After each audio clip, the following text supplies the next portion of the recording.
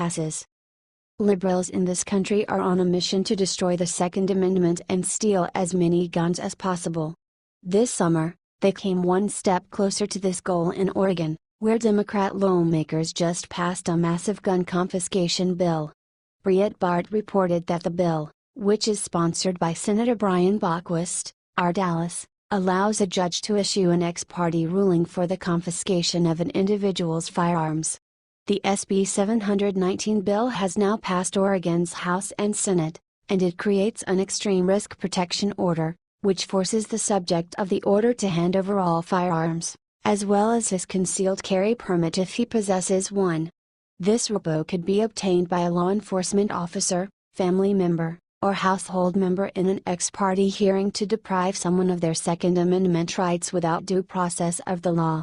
Though Bockwist has argued that his bill is not confiscation, the language of SB 719 says differently, requires court to order respondent to surrender deadly weapons and concealed handgun license within 24 hours of service of initial order, and immediately upon service of continued or renewed order. Provides for law enforcement officer serving order to request immediate surrender of deadly weapons and concealed handgun license and authorizes law enforcement officer to take possession of surrendered items. If a requirement for immediate surrender of firearms and concealed carry license upon issue of an ex parte ruling is not confiscation, I don't know what is. Governor Kate Brown did not comment on the bill when she signed it into law. However, she had previously said that the law is the best way that a person who is at risk of harming themselves or others is identified, while still ensuring their rights are protected by a court review. This is, of course, nonsense. By allowing a law enforcement officer, family member, or household member to seek the new law, it would allow people who are not mental health professionals, who may be mistaken and who may only have minimal contact with the respondent to file a petition with the court and testify on the respondent's state of mind, the NRA's legislative lobby arm said. Share this story if you are against this.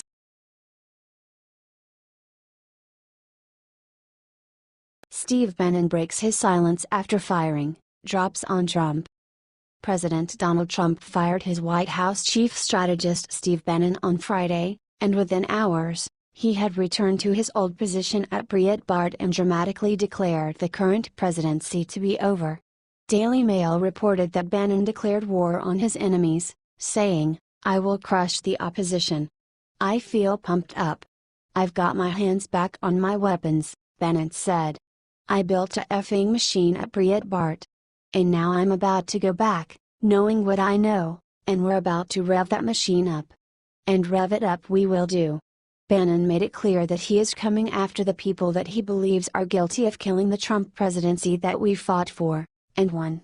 This means that Trump's son-in-law Jared Kushner and daughter Ivanka Trump, Chief Economic Advisor Gary Cohn, National Security Advisor H.R. McMaster, House Speaker Paul Ryan and Senator Majority Leader Mitch McConnell, are all in his crosshairs. "We still have a huge movement, and we will make something of this Trump presidency," he said. "But that presidency is over. It'll be something else. And there'll be all kinds of fights, and there'll be good days and bad days, but that presidency is over." The path forward on things like economic nationalism and immigration, and his ability to kind of move freely. I just think his ability to get anything done, particularly the bigger things, like the wall, the bigger, broader things that we fought for, it's just gonna be that much harder, Bannon said of the post-Bannon era. He went on to slam moderate Republicans, both inside the West Wing and in Congress, for turning Trump back toward the political center. What Trump ran on, border wall, where is the funding for the border wall, one of his central tenets, where have they been? Have they rallied around the Purdue Cotton immigration bill? On what element of Trump's program, besides tax cuts, which is going to be the standard marginal tax cut, where have they rallied to Trump's cause? They haven't, he continued. What do you think about this? Let us know your thoughts in the comments section.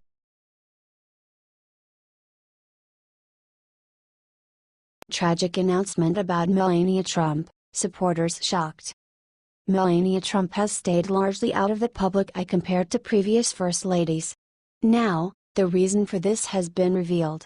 AOL reported that a close friend of Melania's said that she is having trouble adjusting to her new life and that she finds her First Lady role tiring. She feels the pressure. She always has to be kind, perfect, well-dressed, well everything, said her longtime friend Federico Pignatelli. It's tiring. It's a tough schedule. She has to be a mother, a First Lady, the wife of a man as well.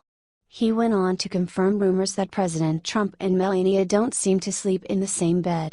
She has her own space and he has his own space, Pignatelli added. And they can sleep together a few nights and other nights not.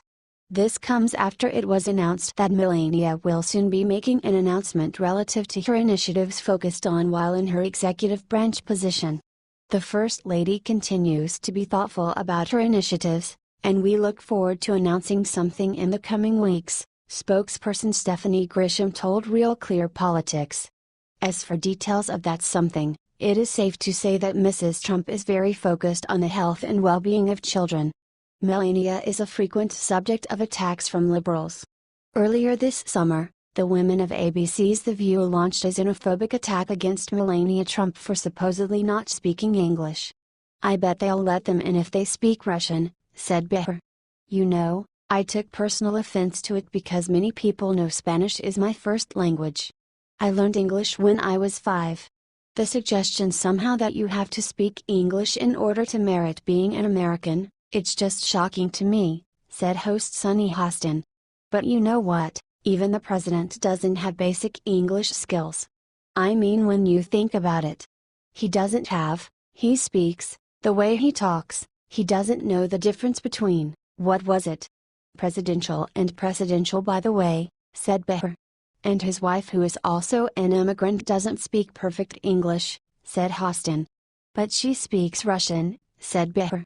Share this story if you support Melania Trump.